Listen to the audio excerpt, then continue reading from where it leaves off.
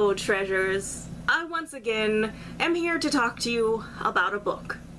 And like many of the books on my list currently, this is a book I found at Ollie's. I'm not sponsored, I just like finding old stock books for like $2 a pop. It's a real rush and it's a problem. Anyway, as an unfortunate Buffy superfan, when I saw this, not buying it was never an option. I had no idea they had released Buffy middle grade books, and I was really curious. So curious that I had not opened this book and found out that it is a hybrid comic book. Anyway, this is Buffy the Vampire Slayer and the Cursed Coven. Anyway, as an unfortunate Buffy superfan, when I saw this in the store, not buying it was never an option. I had no idea that they had made Buffy middle grade books at any point, and I was very curious, and in fact I didn't even bother opening this book up, so I didn't find out until I got it home that it is a hybrid comic book. Which is, aside from the regular comic pages, there's a lot of journal entries from Buffy and some text logs telling the story. This is Buffy the Vampire Slayer and the Cursed Coven. I did also find out this is actually the second book in this series, and I did very much consider trying to track down the first book, but it was $12 on Amazon, and to be really honest, that's just not where my money was gonna go right now, and after having read this one, I don't feel a need to have the first one. So, this book was published in 2019, while the previous book was published in 2018, and as far as I can tell, this series has been canceled. Although it is kind of hard to look up information about extended Buffyverse things if you don't know like specific subtitles, because there are like no less than 3 continuities and they are all just called Buffy the Vampire Slayer. And even the Boom comics that feature the images of Sarah Michelle Gellar on the cover, like, despite the fact that it's a reboot and that is actually not the version of Buffy that the Boom comics is about. And I am counting this series as one of those continuities, because what we have here is a what-if style story where Buffy has been called to be the Slayer at the younger age of 12 and moves to Cleveland instead of Sunnydale, which technically makes this more closely related to the universe Evil Willow comes from in the episode The Wish than our original timeline from the original series.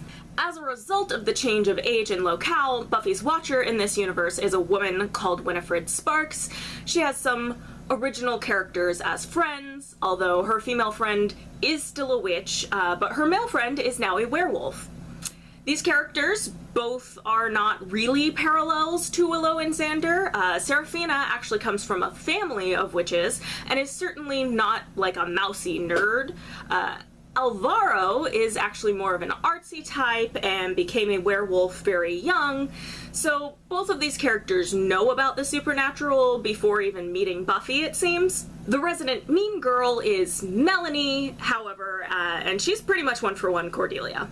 So I hope that my audience is all, or at least mostly, adults, older teenagers. Not the target demographic of these books should be watching my videos, so I'm not going to recommend anyone read this, but I just want to talk about it, so I'm gonna go straight into full spoiler territory.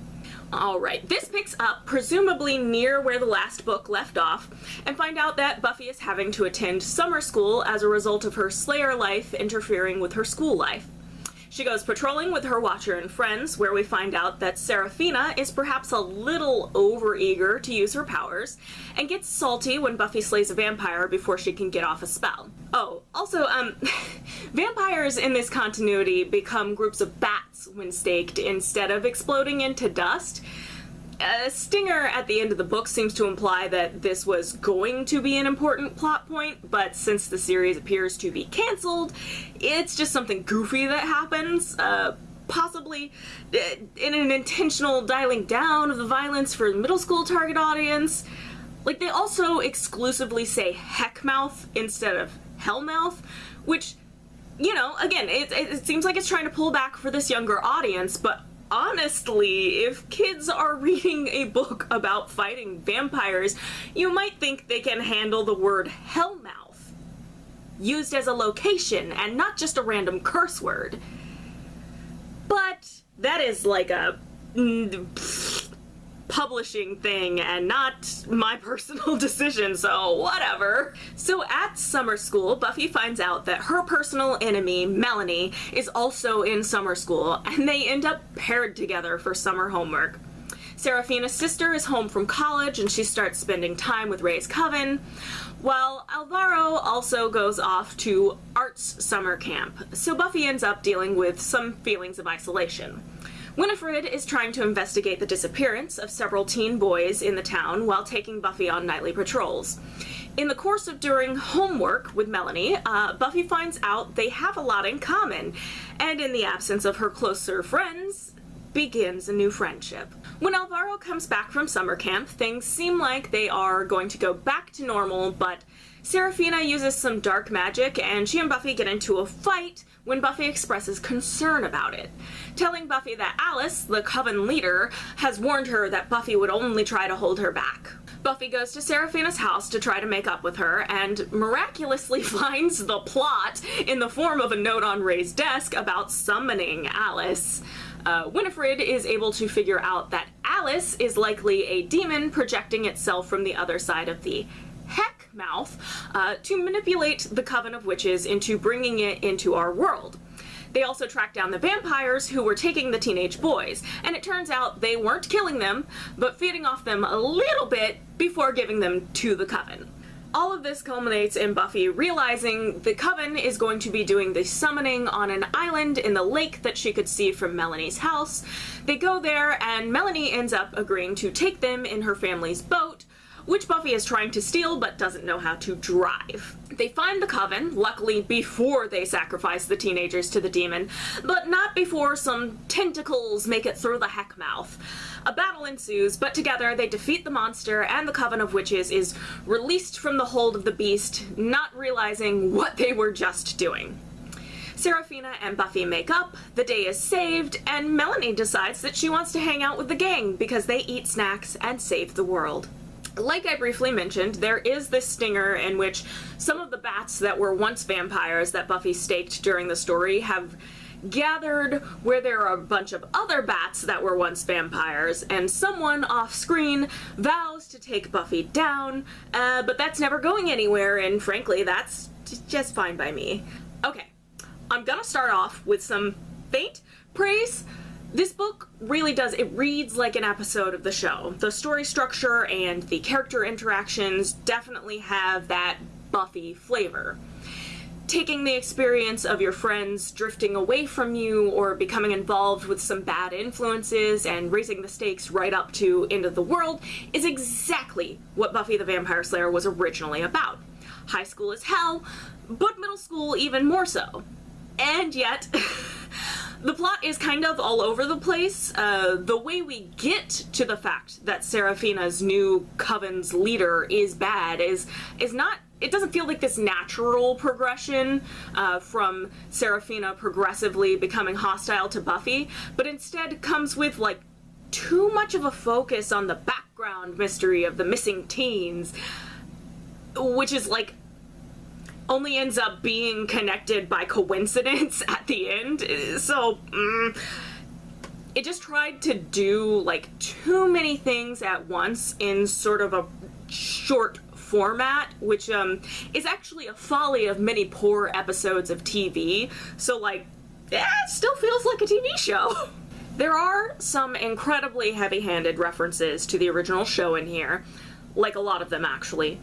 And it's not just things like Buffy's list of demons here being from the show, including this drawing of the gentleman. It's things like Alvaro weirdly referencing the cheese man from the Dream episode Restless. Buffy wishing she had a sister, but saying she would only have time for them around dawn. Melanie has 2 dogs named Angel and Spike, which, after being introduced to, Buffy says she loves them both. Which is... dogs. Melanie has dogs named Angel and Spike, and Buffy says she loves them. Who is this for? Sorry, continuing on. At one point, Winifred even tells Buffy she's as mature as a blueberry scone, which is, you know, is the maturity of a blueberry scone, which is a famous Giles line.